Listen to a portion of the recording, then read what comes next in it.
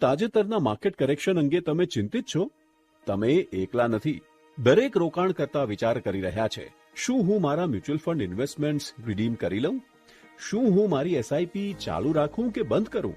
શું આ રોકાણ કરવા માટે યોગ્ય સમય છે કે થોડી રાહ જોવી જોઈએ? સાચી વાત એ છે કે કોઈ પણ કહી શકતું નથી કે કરેક્શન ક્યારે થશે, કેટલું હશે અથવા રિકવરી માટે કેટલો સમય લાગશે. પરંતુ એક વાત નક્કી છે, કરેક્શન ટેમ્પરરી છે અને ગ્રોથ પરમનન્ટ છે. ઇતિહાસ પર નજર કરીએ તો .com બબલ વખતે નિફ્ટી 19 મહિનામાં 52% સુધી નીચે આવ્યું, પરંતુ આગામી 2.3 વર્ષમાં 106% રિકવર થયું.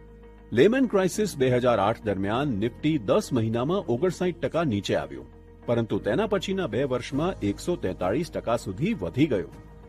FY 2015-16ના ક્રેશ દરમિયાન નિફ્ટી 4 મહિનામાં 22% ઘટ્યું, પરંતુ તેની પાછળના 13 મહિનામાં 28% રિકવર થયું.